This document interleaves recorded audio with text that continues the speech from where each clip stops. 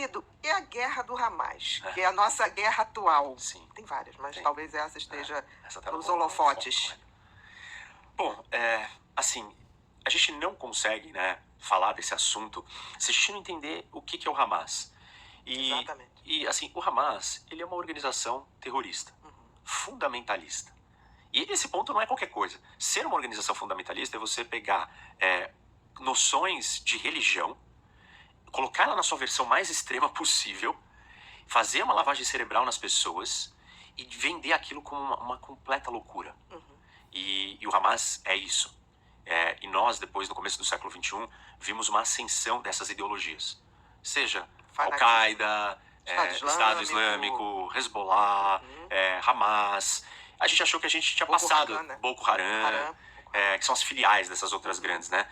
E a gente achou que a gente tinha passado desse momento, que isso tinha sido vencido. Depois da Segunda Guerra, a gente achou. Não, e assim, até nos últimos tempos, né? Tipo, Al-Qaeda perdeu força, mataram o Bin Laden, mataram o número 2, que virou o número 1, al-Zawahiri, o Estado Islâmico perdeu o território. Então você olhou e falou assim, bom, acho que esse problema... Tá adormecido. Isso, tá acabando. E aí apareceu, o Hamas voltou para os holofotes. O Hamas já existe desde o final dos anos 80, e ele tem essa ideologia religiosa, e ele cometeu o seu ataque, o seu ato terrorista mais sanguinário e violento Tudo que de um todos. grupo terrorista quer. Isso. Né? Esse tipo de publicidade, literal. Publicidade e modus operandi. Porque o que o terrorismo é? De uma forma assim, a gente fazer um julgamento moral. Se a gente olhar do ponto mais pragmático possível, é uma forma de combate assimétrica. Então, o terrorista, ele não tem como vencer o inimigo no confronto tete a tete. E aí ele vai jogar sujo. E o componente surpresa. Isso. Aí ele vai jogar sujo. E é surpresa, só que ele vai falar assim, eu preciso aterrorizar. Tem um elemento psicológico nessa guerra, que não é um elemento só da força. Porque força com força ele perde. Sim. Então ele precisa trazer um elemento psicológico. E aí por isso que chama terrorismo, de terror, de aterrorizar. Então aterrorizar é fundamental, porque é assim que você ganha. O aterrorizar, ele causa algumas coisas. Ele provoca reações no outro lado de desespero. E é isso que ele quer que aconteça. Medo absoluto. Isso, medo absoluto. Ele quer que aconteça isso. E ele radicaliza, ele coloca fogo, né, no parquinho, literalmente. É isso que ele faz. E quando ele faz isso, ele consegue trazer mais pessoas para a sua causa. Porque ele cria o caos total. Ele é a destruição de tudo. Ele assim, na sua versão suicida, fundamentalista, apocalíptica, religiosa, ele é o ápice da combinação de todos esses caos que a gente comentou aqui, eu estou citando.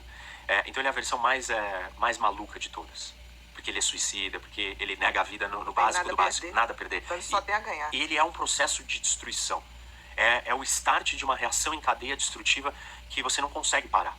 E nem prever. E assim, se você... E por que você não consegue parar? Porque você precisa pará-lo.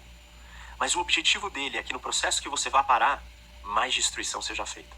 E ele constrói a situação para que isso seja desse jeito. É quase o cavalo de Troia. Isso. É mais ou menos o que pode acontecer ou está acontecendo. Porque, por exemplo, no momento que o Hamas já está, né, ataca dessa forma Israel responde. No que ele responde, ele provoca destruição pesada também. Isso. E assim, a maneira como ele se colocou já cria uma situação para que a resposta vai causar destruição em inocentes. Sim. Por quê?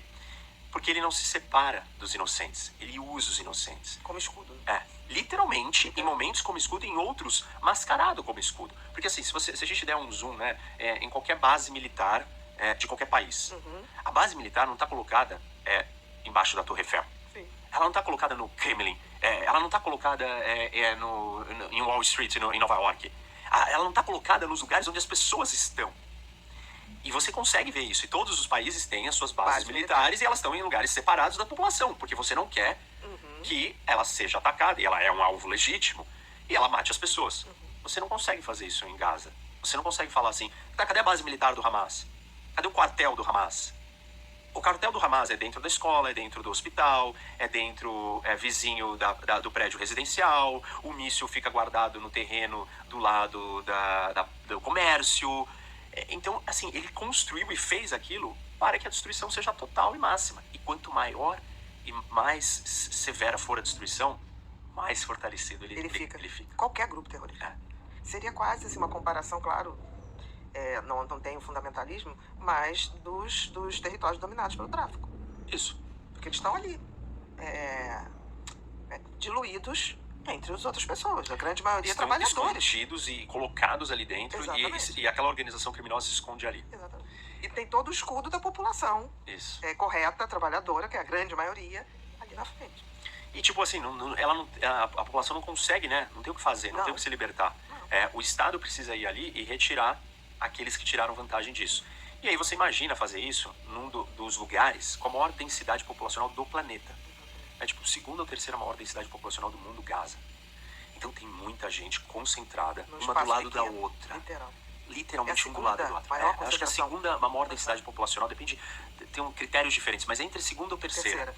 E aí, óbvio que esse cenário ele é construído para assim, a destruição das pessoas que estão ali. E o Hamas precisa disso. Sim. Porque ele vai incendiar o mundo assim. E é isso que as organizações terroristas tentam fazer, incendiar o mundo. E nós estamos vendo o mundo pegando fogo, não só lá, aqui, assim, e nós vivemos aqui em paz. O Brasil, ele é uma nação, né? Uma das coisas que nós temos de muito positivo é isso. A gente se misturou, se miscigenou, virou uma coisa, todo mundo vivendo junto aqui, sem essas várias divisões. A gente pode não ter aquele senso que eu falei de identidade única, mas a gente tá vivendo assim. Não tem um bairro que seja Nós temos nossos problemas sociais, é claro, não estamos dizendo que isso não existe, mas nós estamos dizendo que assim, esse ódio de separar por essas categorias não tem aqui, mas nós estamos se matando e tem gente brigando e discutindo e defendendo o Hamas, assim, sem ter nenhuma noção do que é um grupo terrorista. Isso, mesmo, tipo, eu jamais gostaria de viver ali, você não viveria com o Hamas. E aí tem algumas pessoas fazem isso por desinformação. Eu acho que a maioria por desinformação. Eu também acho. Eu acho que estão defendendo a causa palestina. E mas Hamas e Palestina são coisas diferentes. Totalmente. E quanto mais você defende o Hamas, mais você está indo contra os palestinos. Exatamente, que estão dominados ali. É como você defender o traficante. Você está sendo contra a população ordeira. Aí você fala assim, não, mas a polícia entra lá e ela é violenta. Assim, ninguém está dizendo que as nossas estruturas criadas para ter justiça, elas são impecáveis. São falhas. Elas falham, mas elas foram construídas para ir para uma direção. E elas vão se autocorrigindo, porque existe espaço para autocorreção. Você tem uma imprensa livre, você vai denunciar aquela ação da polícia, você tem a corregedoria.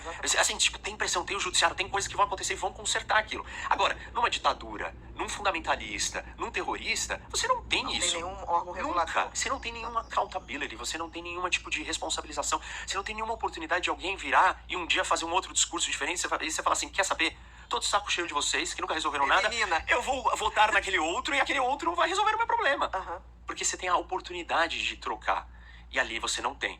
Ao invés de melhorar as instituições. Isso. Que é o correto. Isso. Coletivamente a gente então, tem que pensar a gente tem que tomar cuidado com essas pessoas que falam assim, tipo, que são cínicas e comparam e relativizam tudo. E dizem que tudo é igual. Não, não é igual. Uma democracia pode ser falha o quanto ela for. Ela é muito melhor do que uma ditadura. Com certeza. A ditadura ela não tem espaço para conserto. Para nada. A democracia tem. Tem espaço para eliminar os inimigos. Isso. E perpetuar no caminho que ela está. Exatamente. E essa é a grande diferença entre o Hamas e aqueles cínicos que comparam a Israel. Israel tem vários problemas. Nesse conflito específico, é um conflito de longa data. Tem coisas que Israel faz que são absolutamente... injustificáveis. Ilegais.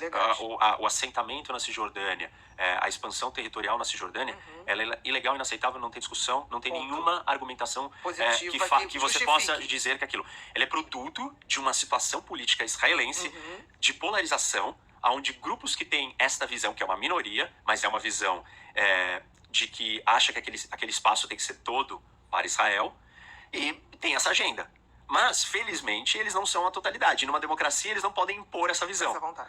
Agora, já com o Hamas, aqueles que não concordam não têm voz. Exatamente. E não seguram e não controlam o que o Hamas pode fazer.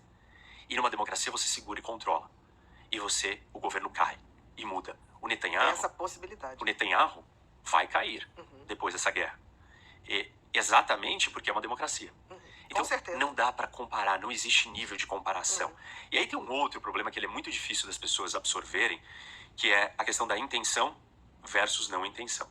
O Hamas tem explicitamente uma intenção: matar civis. Sim. Israel chocar.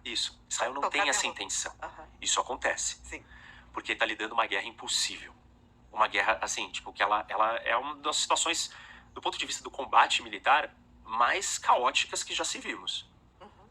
Essa densidade, organização terrorista, fundamentalista, concentrado, usa reféns, usa a população, assim, tipo, a combinação perfeita do caos. E aí Israel lida com isso. E aí, óbvio... Que é muito difícil. Óbvio que o risco para aqueles que estão ali, colocados naquela situação criada pelo Hamas, vai ser alto. E a população, porque tem gente que fala assim, por que a população de Gaza não reage contra o Hamas? Porque é morta. Isso, simples. morta. Gente, o mesmo terrorismo que o Hamas impõe ao mundo, ou a Israel, primeiro impõe à população de Gaza. Primeiro. Por que a população das comunidades não faz frente ao traficante? Porque é morto. Porque é morto. Queimado no Porque pneu. não está disposto a morrer, não tem esse nível de violência dentro de si, Sim. não está acostumado a matar. Porque assim, isso não é um combate qualquer. Se Israel tá lidando com todo esse terror, esse caos para acabar com o Hamas, imagina os palestinos que estão ali. Isso, o que eles teriam que fazer para tirar o Hamas dali? Então você tem que se tornar algo que você não está disposto, que você não é, na maioria das vezes. E você não tem as habilidades para fazer isso. E aí esses grupos se perpetuam. Então esse é o grande problema, essa é a primeira grande, assim, armadilha dessa história. Agora, o que detonou esse episódio? Porque eles vêm em brigas há muito tempo, né? Sim. O que você acha que foi o estopim dessa ação agora? Vamos olhar aqui para esse mapa. E aí, assim, tem algumas coisas acontecendo, né? Aqui a gente pode ver que o Oriente Médio tem outros países maiores. Israel está aqui, né? Nesse pedacinho aqui menor. E está acontecendo um fenômeno. Israel está fazendo acordos de paz com vários países. Fez com os Emirados, fez com o Sudão, fez com o Marrocos, fez com o Bahrein. E esse acordo de paz, que é os acordos de Abraão, mostraram que talvez Israel não tivesse que resolver o problema com os palestinos para ser reconhecido internacionalmente pelos outros países árabes. Entendi. Só pelos árabes. Entendi. E aí, a gente estava numa negociação grande entre a Arábia Saudita e Israel, para normalizarem as suas relações. Os Estados Unidos estavam mediando isso e estavam em vias de sair esse acordo. Concretizar. E por que a Arábia Saudita é importante? Nem é o maior país árabe, né? O Egito tem uma população muito maior. Também não é o maior país muçulmano. O Irã, que não é árabe, mas persa, mas tem uma população grande muçulmana. A própria Turquia também, que não é nem árabe nem persa, turco, mas também muçulmana, tem uma população maior que a Arábia Saudita. Mas a Arábia Saudita tem aqui as cidades mais sagradas, mais importantes.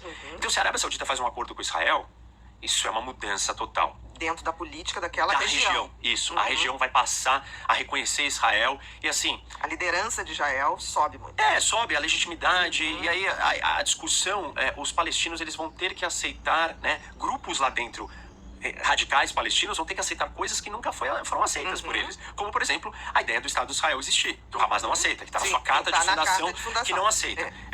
Os primeiros países a aceitarem, o Egito aceitou, fez um acordo de paz. A Jordânia aqui também aceitou, fez um acordo de paz.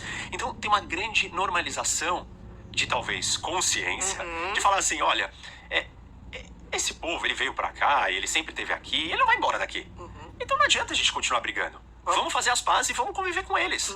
E vamos ser povos irmãos. Povos semitas, como sempre fomos, entendeu? E povos irmãos. E esse processo estava avançando. E você tem poucos hoje na região que falavam que Israel não podia existir. E o Hamas é um deles. Entendi. E quando o Hamas viu a Arábia Saudita indo assinar esse acordo... Falou agora... Aí falou, agora eu a preciso gente faz alguma isso. coisa... E o terrorismo, ele sempre funciona na hora que os acordos estão prestes a acontecer. Que coisa. Porque Quando a paz está sendo declarada. Na história do conflito israelense e palestino, nós vimos, todas as vezes que esteve próximo, o terrorismo veio à tona e conseguiu sabotar o processo de paz. Impressionante. Porque destruir é muito fácil, né? Entendi. Porque assim, o estopim é isso. Isso. Tinha um acordo ali de paz de Israel que já vinha sendo costurado, como você falou, Marrocos, Egito, Sudão, né? E tinha agora a Arábia Saudita. E aí quem é que nessa história tá... Deixa eu tirar aqui o Israel, limpar. Quem é que tá por trás disso? Irã. O Irã, ele tem uma influência muito grande aqui, porque o Irã se torna um império, os persas, depois que eles controlam um território adjacente ao seu, que no passado era a Mesopotâmia, que é o Iraque. O Iraque. Porque o Irã é um território todo montanhoso, né? A geopolítica, a geografia. Então é uma fortaleza. É difícil você sair daqui. Mas se você está protegido por um lado, mas você também não consegue projetar poder para fora. Exatamente. Você precisa conquistar o território adjacente da frente. E aí o Irã conquista, né? Ele ganha uma influência dentro do Iraque. E aí, quando o Irã faz isso acontece depois da queda do Saddam Hussein, quando os americanos fazem a Segunda Guerra do Golfo. Aí, então o Irã passa a ter influência no Iraque. Quando ele tem influência no Iraque, ele já tem uma fronteira por terra, que ele consegue chegar na Síria e no Líbano. E aí ele cria um grande eixo de conexão que vai daqui até o mar Mediterrâneo. Que ele não teria nunca acesso. Ele não teria essas mudanças geopolíticas. Com essas mudanças geopolíticas, ele começa a armar Iraque, Síria e Líbano, no Líbano, o Hezbollah, que é a sua facção que está ali. E aí ele olha e fala assim, bom, eu não posso deixar a Arábia Saudita ficar amiga de Israel, porque isso vai me isolar. Eu preciso ganhar a legitimidade do mundo muçulmano. E aí ele cria uma situação, ele ajuda o Hamas, para que o Hamas tenha essa ação para estragar com o acordo. Para botar água. Isso. Né? E assim, existe uma rota de choque entre Irã e Israel. O Irã tem um programa nuclear, está construindo uma bomba atômica, e ele tá, assim, ele entende que Israel é um problema e um inimigo, e vice-versa. Sim. Então o Irã, ele financia vários desses grupos para criarem problema em Israel. Essa situação, assim, ela tá por trás também da ação do Hamas. E a grande questão agora que nós estamos assistindo é se o conflito vai escalar. Exatamente. E se ele escalar, ele vai escalar com a participação do Irã. Essa é a escalada máxima. Óbvio que isso daqui traz para um problema do mundo aqui maior, né? Vamos voltar aqui para nossa tela grande, o mapa do mundo. Recentemente, tem o mundo está se organizando em blocos. E aí a Rússia se juntou com a China, que se juntou com a Coreia do Norte, que se juntou com o Irã. E esses 4 estão formando um bloco. E um bloco das grandes ditaduras, as maiores ditaduras do mundo. E o primeiro passo foi a ação da Rússia na Ucrânia. Na Ucrânia. Isso. Agora, nós estamos assistindo uma ação do Hamas, financiado pelo Irã. Gente, quase que fecha o quadradinho, né? Tá se formando. E aí, olha o que está acontecendo. Então, o próximo pode ser aqui, e depois vai ser aqui. Taiwan aqui, esse daqui é Taiwan, e aqui é a Coreia do Norte atacando a Coreia do Sul. Tá evidente que esses países estão agindo, não coordenadamente, mas eles são um grupo e eles estão se sentindo mais fortes. Tem uma simpatia, quase amor. Isso. Não estão amorosos, ligamento, mas eles estão bem um ajudando o outro. Por exemplo, o Irã fornece os drones que a Rússia está usando para atacar a Ucrânia. Sim. O programa nuclear iraniano foi construído pela Rússia. O petróleo que a Rússia não vende mais para a Europa, ela está vendendo para a China.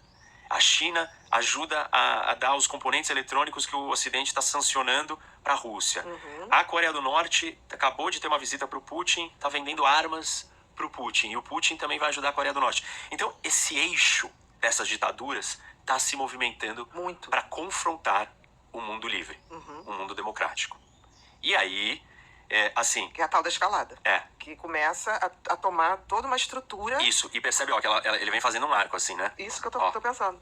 Um arco, exatamente. De ação. De avanço. E esse avanço todo, ele começa a ficar complicado. E o mundo ocidental, né, o mundo democrático vai precisar reagir. E aí nós temos algumas preocupações, porque será que os Estados Unidos conseguem fazer isso sozinho? Não consegue. Não. Os Estados Unidos precisa da Europa. Mas a Europa não pode ser passiva. E ela apazigou ou eliminou o seu elemento bélico. E aí você está lidando com pequenos lobos. E se você for um cordeiro, você vai ser engolido por esses lobos. Não, e nada impede também da Rússia, através da Ucrânia, já está no quintal, já está ali na Europa, avançar mais. Isso. E na verdade, assim, né? O receio, né? É que o Irã se sinta... Deixa eu botar aqui para escrever. O receio é que o Irã se sinta forte o suficiente porque ele tem China e Rússia com ele. E aí ele fala assim, posso testar os limites de Israel. A escalada da violência. Isso. E aí Israel vai falar assim, olha, eu não posso permitir que isso aconteça. Então talvez eu tenha que fazer um ataque mais contundente. Os Estados Unidos enviaram 2 porta-aviões para cá, para o Mediterrâneo. Para dar um recado e falar assim, olha, não ousem participar disso. Não, eu vou entrar nessa guerra. Só que se os Estados Unidos está aqui, hoje o que nós não estamos falando? Não estamos falando da guerra da Ucrânia mais. Exatamente. E quem está ganhando com isso? Putin. A Rússia. Não, o Putin deve estar rindo. Isso. E aí, assim, aí mostra como essas ações podem um ajudando o outro. A China, o último movimento de todos para Taiwan vai ser da China. A China vai deixar todos fazerem quando a instabilidade já tiver sido grande, quando o cansaço ser grande. Pra você ter uma ideia, nós temos um problema de munição no mundo hoje. Sim. Falta munição. Porque ninguém estava mais acostumado a uma guerra desses tamanhos que estão acontecendo. A China vai esperar a hora certa que isso já tiver fragmentado, já tiver desgastado, a política doméstica americana tiver desgastado, os europeus divididos. Então, assim, o mundo está numa situação perigosa, né? E se a gente olhar para esse outro mapa aqui, hoje, Israel... então estamos bem na faixa de Gaza. Aqui a gente consegue ver os 3, né? Israel já está sendo atacada pelo Hamas, que está aqui em Gaza. Já tem uma série de confrontos dentro da Cisjordânia com outros grupos e população no geral, palestino. O Hezbollah já está atacando aqui no norte. Por cima. Por Israel. cima. E a Síria, esses dias, também lançou ataques aqui do seu território. Também. Além disso, aí deixa eu voltar para o outro mapa maior da região. Deixa eu só apagar ele. A Turquia também tem um papel aí bem divisor, né? Para onde a Turquia for. A Turquia, geopoliticamente falando, ela é um elo, né, de conexão da Europa do Ocidente com o Oriente. Até mesmo, né, Istambul tá ali bem na conexão da junção do que a gente diria. Mas olha o que está acontecendo nos últimos dias também. O Irã, ele tem, além desses grupos que eu citei aqui, ele tem os Houthis, que são um grupo aqui no Iêmen. Também um grupo terrorista. Isso, um grupo de guerrilheiros que está lutando uma guerra dentro do Iêmen, financiado e treinado pelo Irã. Esses dias eles lançaram mísseis aqui no Mar Vermelho. E o navio americano interceptou os mísseis. As milícias do Irã dentro do Iraque atacaram soldados americanos que sobraram ainda no Iraque. As milícias do Irã dentro da Síria atacaram soldados americanos na Síria. Meu Deus. Além disso, aqueles outros ataques todos a Israel, vindo da Síria, vindo do Líbano, né, do Hezbollah, vindo do Hamas, Jihad Islâmica, Palestina e a Cisjordânia. Então, assim, a situação está cada dia mais escalada. Tá fechando o cerco. Isso. E o que nós temos que entender? O Oriente Médio é um lugar, ele é um barril de pólvora. Tudo é muito instável ali.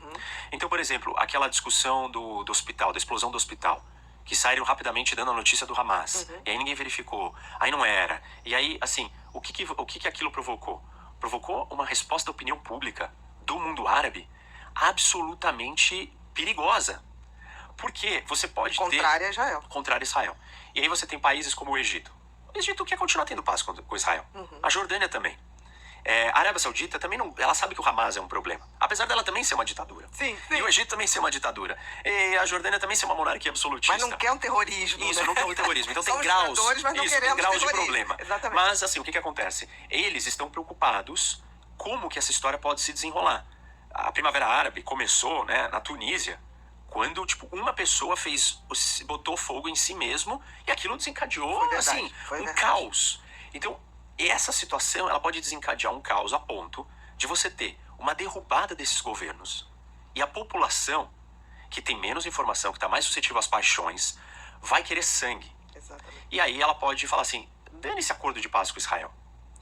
Então, o Oriente Médio pode virar de um momento para o outro de um jeito que as pessoas não estão entendendo. Não é só, todos se juntarem para atacar Israel. Você pode ter explosões internas. Está pronto para explodir.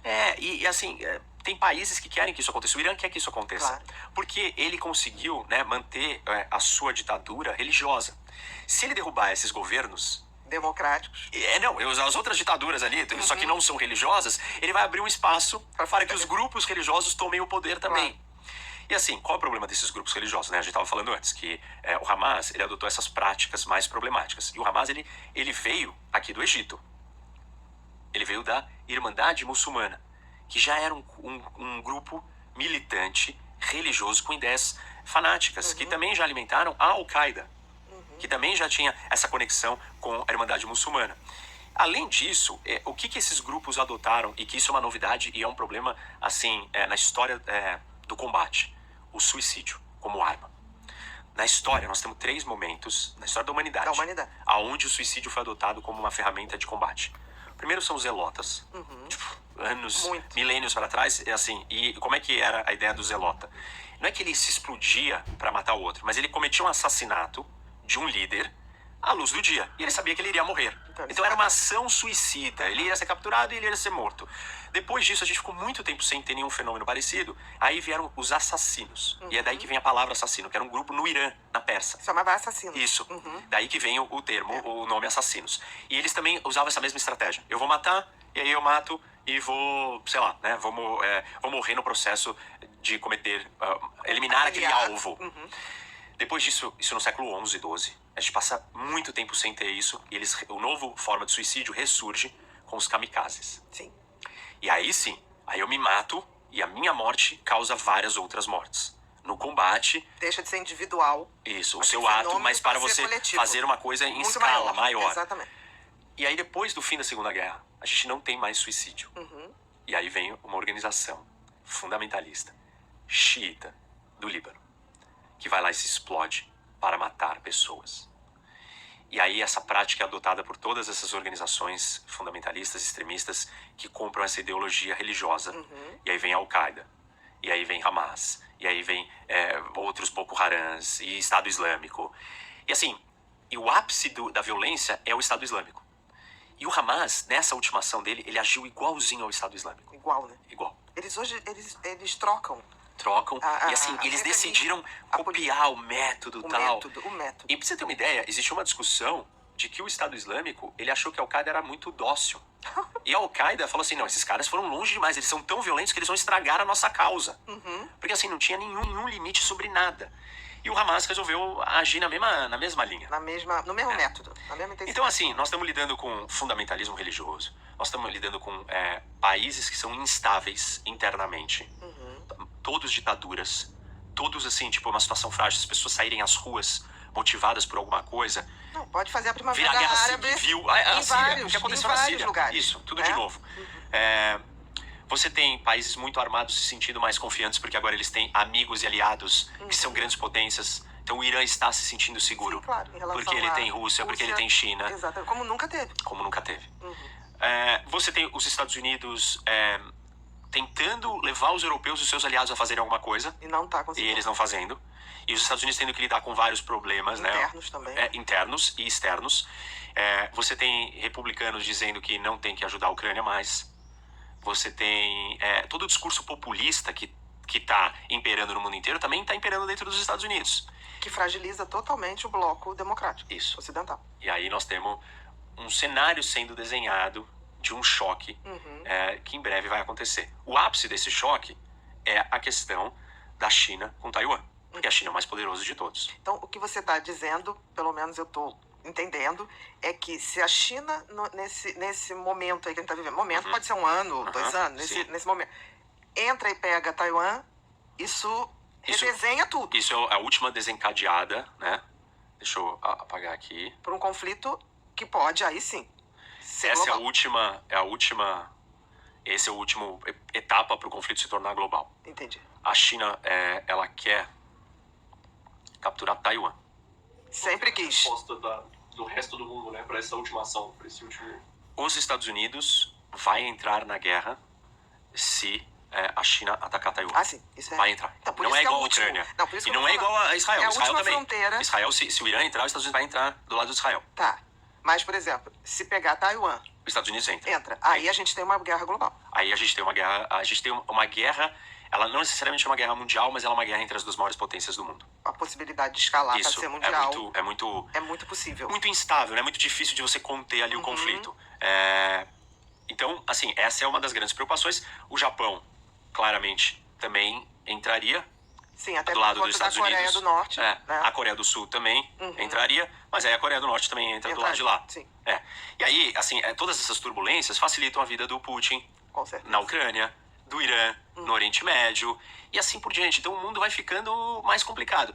E assim, ontem, né? Agora deixa eu até apagar aqui e mostrar um outro problema que está acontecendo nesse momento, e ninguém nem está acompanhando, nem sabe que isso está acontecendo, mas a gente teve um choque recente, esses dias, entre Índia e Paquistão. Paquistão e Índia. Os dois têm bombas atômicas. Tanto o Paquistão quanto a Índia. Tem vários conflitos, eles estão em choque nas suas áreas de fronteira ali. Há bastante tempo, né? Mas agora nos últimos dias eclodiu agora... mais tensão. E o Paquistão é o único país islâmico que tem uma bomba atômica. E a Índia também tem bomba atômica, é um país grande. Então, assim, problemas não faltam para o mundo. A gente tem muita coisa acontecendo ao mesmo tempo. Isso vai enfraquecendo, né? Vai tirando a capacidade da gente manter a ordem. E você acha que grande parte da população vê isso?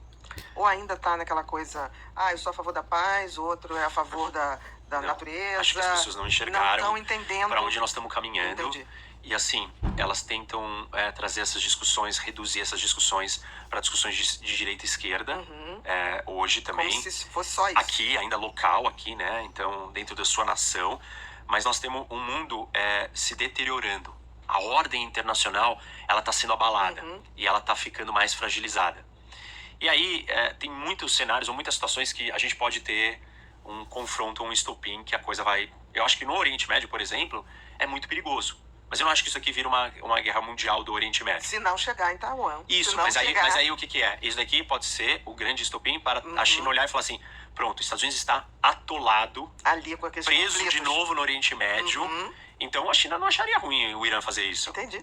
E aí a China falar, bom, agora eu posso ir lá e lidar com Taiwan. Aí os Estados Unidos vai ter que lidar com a Rússia na Europa, com o Irã no Oriente Médio e com a China na Ásia. E não dá para ele fazer isso sozinho, sem os aliados. Não. Sem a menor chance, né? Ele tá até do outro lado. Desculpa.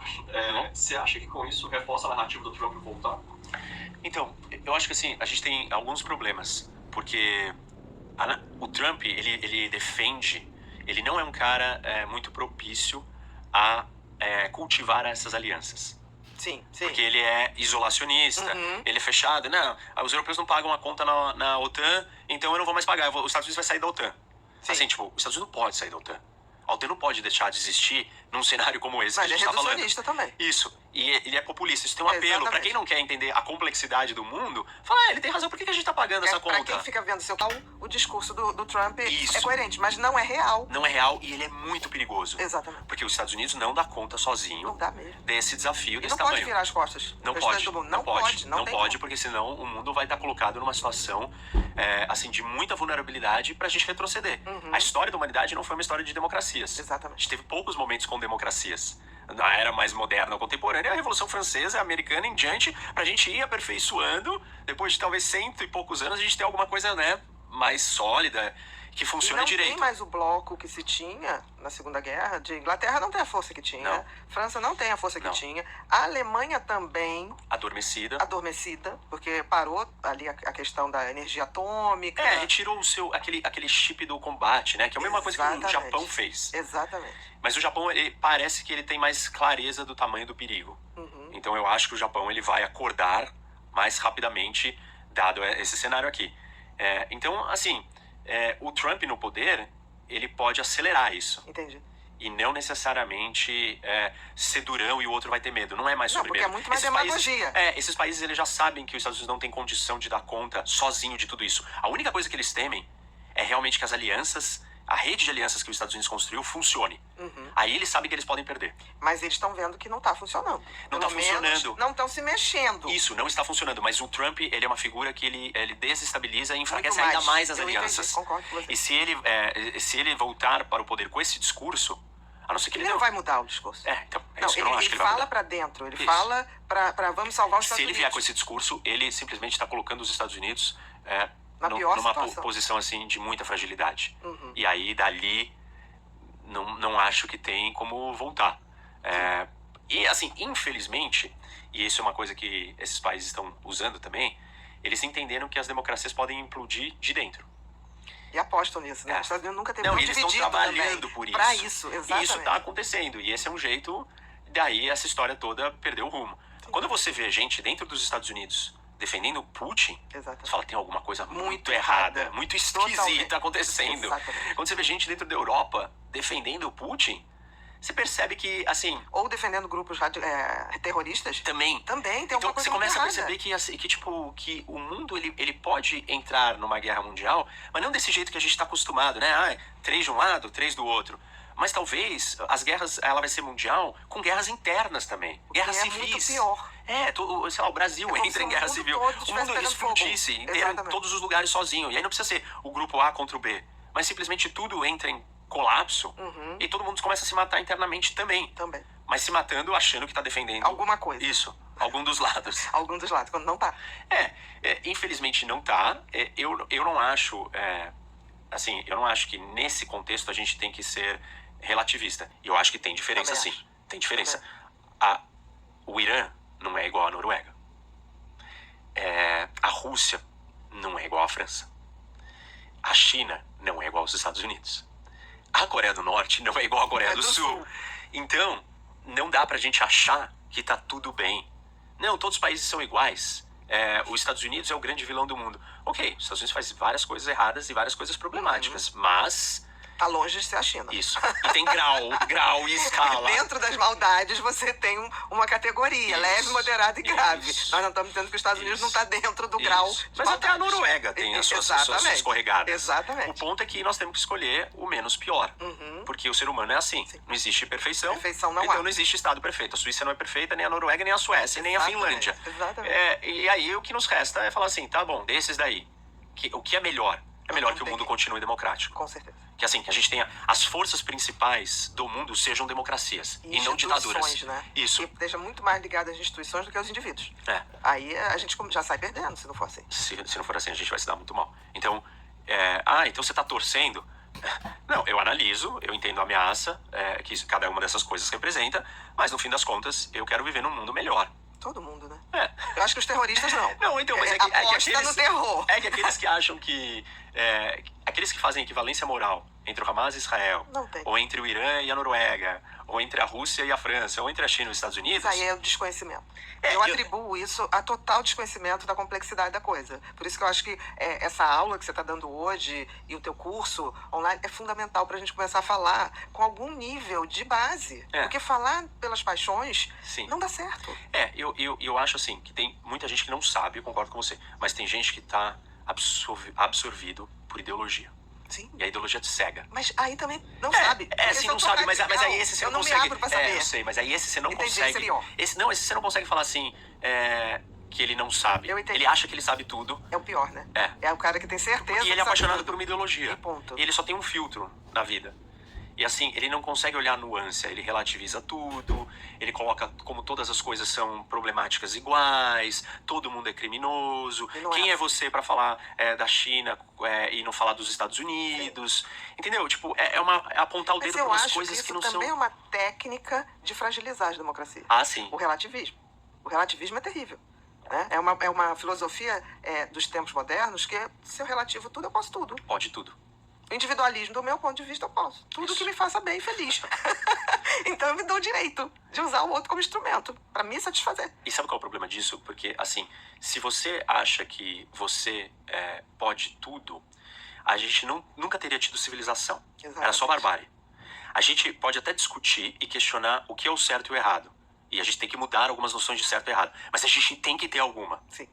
São as leis universais. Isso. Existem. Isso. Tem que existir. E tem que ser, por exemplo, a gravidade não é uma coisa que eu não quero que a gravidade incida sobre mim. Não tem como. Ela tá aí. Você construiu um avião, teve que considerar a gravidade. Porque senão tava todo mundo já morto, quem pegasse o avião. Então, assim, tem coisas que vão ter que ser definidas como isso. E aí, por exemplo, é curioso até nisso, direitos humanos. Esses relativistas, eles acham que eles defendem direitos humanos. O relativismo, ele nega a existência de direito humano. Exatamente. Porque ele é relativo, não tem nada que é humano, não tem nada sólido. O relativismo, então, se você é um relativista, tudo ser justificável. Você não acredita em direitos humanos se você é um relativista. Exatamente. Se você fala assim, não, depende do contexto, certo e errado depende daquele ali. Quem é você para apontar o dedo para falar que o outro está errado? Se você acha isso, você não acredita na existência de direitos humanos. E tudo bem. Ok. Mas aí saiba que esse mundo... Você entende que se o cara tem uma visão crítica, conhecimento, um pouco de visão crítica, ele vê que é insustentável o que ele está falando. Eu não sei. Direitos humanos é o relativo tudo. Eu lido com tanta gente que não consegue enxergar e é difícil. Eu entendi o que você está falando. E eu falo assim, mas meu, isso é um fanatismo. É isso. Como que você não pode olhar? E não adianta, porque eu acho que até envolve até questões individuais psicológicas da pessoa, muito sabe? Sérias, porque olha só, uma coisa interessante, quem está falando dos radicais, do que usam o suicídio como instrumento de guerra política, né? Se você pensar bem dentro do que é você tirar a sua vida, é você ser contrário ao mecanismo cerebral mais primitivo e mais eficiente. Que é a autodefesa, sobrevivência. Instinto de sobrevivência. Tanto que o fenômeno do suicídio é muito estudado, porque assim, o que desliga esse programa que roda, que é o mais eficiente de rodar? O que faz desligar isso? Aí a gente pensa isso... Realmente, nossa. É louco. Porque assim, a coisa mais importante pro cérebro humano é o instinto de sobrevivência. Ele passa por cima de qualquer outra coisa. Por isso que a gente, com medo, se submete também a qualquer coisa para sobreviver. Por que o pessoal da faixa de Gaza não vai contra o Hamas? Não, ele é morto. o medo, o terror, o desespero, né? Então, eu fico pensando, eu consigo mais ou menos entender isso dentro da medicina.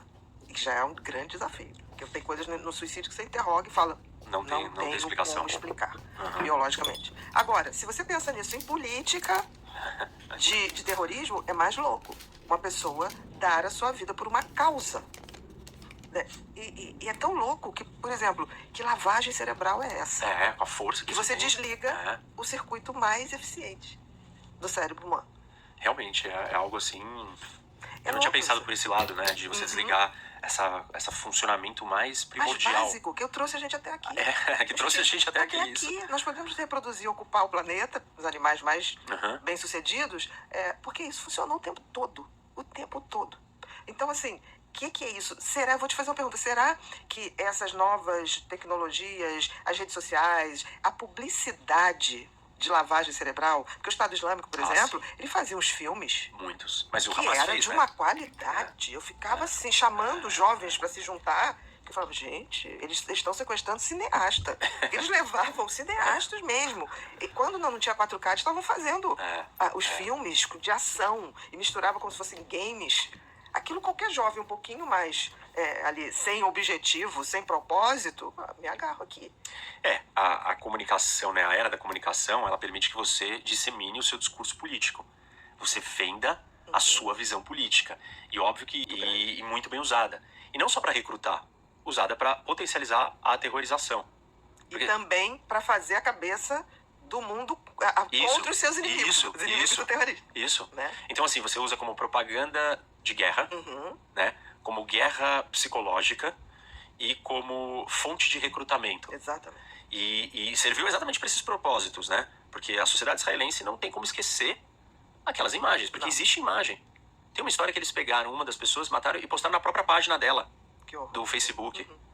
E então você fala, nossa, isso daqui é pra você não esquecer. Nunca mais. Nunca mais. É uma tatuagem mental. E você fala, como é que eu esqueço disso? Eu não esqueço. Eu vou lembrar disso a todos os momentos. Lembrar disso a todos os momentos é muita raiva, é muito rancor. É fortalecer o poder do outro que criou isso. É pensar no outro todos os dias. É uma anti-ideologia, é uma anti-vida, é uma anti-humanidade. É um negócio assim... Por isso que ele é tão difícil de ser combatido. Com certeza. Porque a maneira como ele opera, você não consegue quebrar. Porque se você deixar ele continuar operando, você realmente falou, acabou tudo. É porque eles não têm limite na escalada. Não tem então, mesmo. Você precisa ir lá e parar. Isso que as pessoas precisam entender. Não pode existir. Você só tem uma linguagem com estas pessoas. Elas precisam ser paradas. Elas precisam deixar de existir. E aí, imagina como que vai ser esse confronto. E se você não fizer isso agora... Cada vez a escalada vai ser maior. Por isso que o mundo inteiro se juntou contra o Estado Islâmico. E por isso que o que está acontecendo agora é tão mais grave e problemático. Porque as pessoas estão arrumando desculpas e justificativas para não achar isso absurdo quanto acharam com o Estado Islâmico. Mas é o tal do relativismo. Só que aí é o relativismo. O relativismo, a gente poderia chamar de uma manifestação de politizar tudo. Politização das coisas. Politização das coisas, perfeito. Então, você passa a politizar qualquer coisa. Então, vira isso daqui, essa caneca, vamos politizar essa caneca. E aí começa a virar uma loucura. Porque você não pode transformar tudo numa questão política. Entendeu? De vida ou morte. Sim. De tome o seu lado. Isso, de tome o seu lado e de tipo assim, agora a sociedade tem que andar para cá. Assim, as pessoas têm as suas visões políticas e elas guardam para elas na esfera privada. E ok. E você não concorda com o que eu tô falando? Tá bom, você não precisa concordar. E eu também não concordo. Eu não tô querendo te convencer. Você não precisa vir me xingar.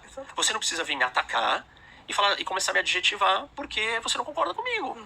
Então, essa é a politização da coisa. Você não fica satisfeito em só não concordar. Você vira um ativista. Exatamente. Você quer ir lá e perseguir o outro que tá falando uma coisa que você não gosta. E isso é muito grave, é muito preocupante. Porque, é sem fim, né? É, sem fim. E claramente, se a gente não tem maturidade política, se a gente é infantilizado politicamente... Eu acho que o mundo como um todo é assim. Óbvio que é. Tanto que polaridade é um fenômeno hoje mundial, principalmente nas democracias. A gente tá vendo isso acontecer. Porque tem espaço, né? Exatamente. Nos outros não tem espaço, então todo mundo também fica calado. Não tem politização. A politização foi escolhida, é só uma política. A polarização já é um privilégio da democracia. Se a gente pudesse entender que esse privilégio não é para eu te xingar. Não é para eu destruir a vantagem que nós temos. Porque senão nós vamos acabar com um lado tentando exterminar o outro. E aí nós vamos virar a ditadura. Exatamente. Nós vamos virar o fascismo, o comunismo, o nazismo. Exatamente. Nós vamos virar todas essas ideologias que foram lá e tentaram impor a sua visão sobre a outra. A gente tem que ser um pouco menos ativista. Mais racional. Isso. E mais consciente. Tipo, né? Assim, pra que você é ativista? Você é ativista por uma causa nobre, que tá mais claro. Você é ativista em tudo? Você é ativista na caneca? Não vai dar, nós vamos Não se dá pra ter matar. essa intensidade em tudo. Porque você não pode querer politizar tudo, Senão brigar a gente por se tudo. destrói mesmo. Né? Você pode ter opinião sobre a sua caneca. Não traga ela para não se transforme isso numa ação coletiva pública, política. Não, e isso, você está falando uma coisa, eu fiquei chocada quando vi que o Conselho de Status de Direitos Humanos das Mulheres ia ser presidido pelo Irã. Aí você fala assim, realmente a coisa não tem essência. E isso a gente volta para aquela ponto que a gente estava falando, da ONU ou da instituição internacional ser feita por não democracias. Aí se torna uma grande piada. É uma piada. E aí você fala assim... O Irã perseguindo as mulheres dentro do seu território, prendendo, matando. Aí sabe o que os cínicos, né, os relativistas, os ideólogos vão dizer? Mas os Estados Unidos também persegue a sua população e viola direitos humanos. Sim, todos os países fazem isso, até a Noruega, repito. Mas o grau e a escala faz toda a diferença. Não, você tem como agir contra. Você tem como agir, você tem milhões de mecanismos, você tem uma imprensa que vai investigar, vai virar um escândalo, você vai ter uma ação judicial contra aquela pessoa. Putin não teme ser preso por corrupção na Rússia. O Netanyahu teme. Ele está morrendo de medo de ser preso por corrupção. Sim, o presidente de Israel. Hoje ele tá com medo de ser preso por corrupção. Exatamente. E assim, como que as pessoas... Tipo, se você tá fazendo isso, é que claramente você não tem um interesse de... Ou não tem a noção. Eu gosto de você achar que não tem noção aqui, é um nível de resistência que... É falta de conhecimento. Eu ainda quero crer que as pessoas não sabem de geopolítica, as pessoas não entendem. Aí ficam reduzindo as coisas, a discussão do botequim. Nada contra. Eu acho que quem gosta tem que falar, vai, tem que todo mundo conversar. É bacana, mas ali não é um lugar para se ter um conhecimento. Ou pelo menos vamos ter uma postura, uma atitude de humildade intelectual. Exatamente. E falar assim, tá bom, eu tenho a minha opinião, e todo mundo tem direito a ter opinião. E eu acho super válido. Mas não é ali que você vai aprender. Mas assim, a sua opinião é só a sua opinião. Exatamente. Tipo, se você tem uma profissão e você entende daquele assunto, eu respeito aquele seu assunto. E se você tá conversando, debatendo com uma outra pessoa que vive daquilo e faz aquilo, o mínimo que você vai falar, tá bom, eu posso não concordar com você. Mas você não pode descredibilizar aquela pessoa. Você pode só falar, eu não concordo, deixa eu encontrar alguém que eu concorde. Exatamente, respeito seu ponto de vista, apesar de não concordar com ele.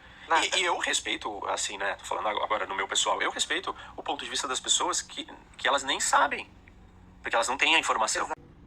Assim, eu respeito. Também. Eu falo, não, tá bom, é sua opinião, entendo. Eu não estou tentando te convencer de nada. Não tente me convencer. Exatamente.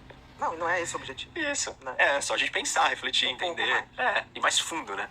Bem mais fundo.